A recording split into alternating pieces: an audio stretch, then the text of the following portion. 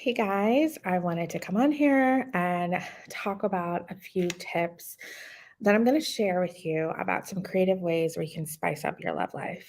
Um, I'm going to give you some topics that you guys can take with you into the bedroom and explore more. This is especially for people who are having problems right now, and maybe you're just bored in the bedroom and you just want some other ways to explore. So, first off, I want to thank everybody for coming to my channel.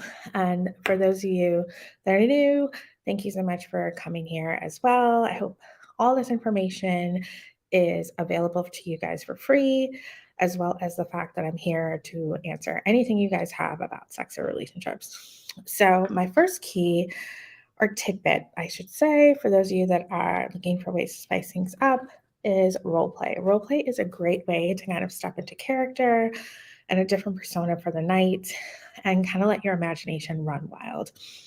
It's great to like play out those like steamy scenarios.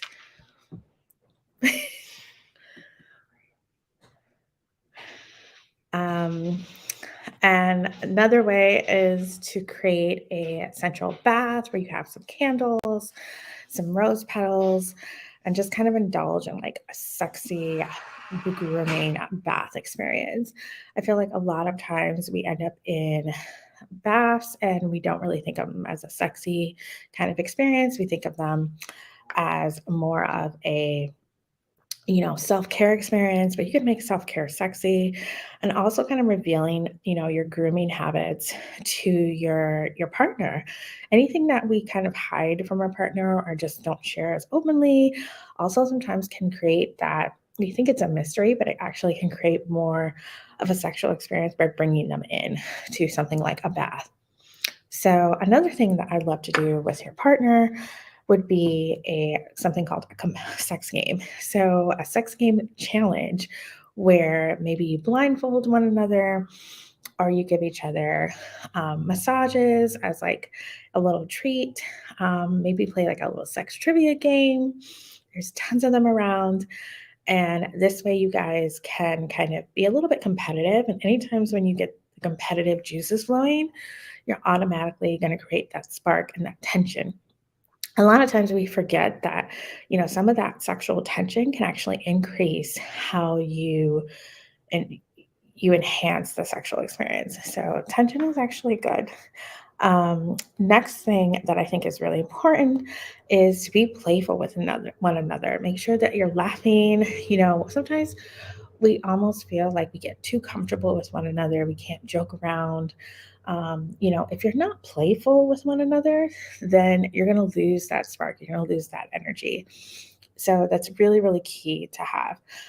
The next thing that I think is also important to do, a little tidbit, is to take it into the kitchen. So definitely have, an aphrodisiac kind of cooking. Maybe you incorporate oysters, chocolate, strawberries, green beans. Look for recipes that actually increase your libido and magic will happen. I'm telling you in the bedroom. Another thing is to actually increase objects that are more phallic like, whether it's a cucumber, even eggplants, as well as like papaya, pineapple, anything that kind of can, not only keep you smelling good and tasting good, but it can also help you, kind of get into that sensual experience before you actually start physically touching. And one of our strongest scents is smell and taste. So you can kind of work your way up through the senses. And lastly, another suggestion that I have is all about communication. And I think a great way to explore that is something called the fantasy jar. So, the fantasy jar is an actual jar where you can put different types of sexual experiences or sexual scenes, if you're playing with kink, and things you would like to do and explore it into the jar. And then every time you want to have sex, you basically take one thing out of the jar and that's what you guys are going to, actually engage in. And as long as it's things that everybody can give consent to and obviously are okay with doing, then it also creates, that spontaneity. It creates the fact that you're both doing something that you both love. And even it kind of breaks the ice. Sometimes it can be hard to tell our partner things we want to explore without actually having to tell them. So I feel like it's a great way and it's a great game to kind of get back into that spontaneous sex, as well as kind of breaking down those walls of things that you would like to try. So I hope this was very helpful for you guys today. I will be sharing more tips as well as techniques and different issues that are facing people around their sex life.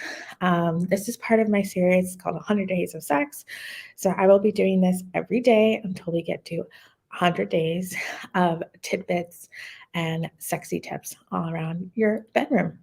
I hope this is helpful, guys. And if you really enjoy this, make sure to like this as well as subscribe to my channel. And I will be giving away a free tidbit where it's a 21-day challenge for better intimacy for couples. It's totally free. I'll make sure to leave that on the link in the next video coming up tomorrow.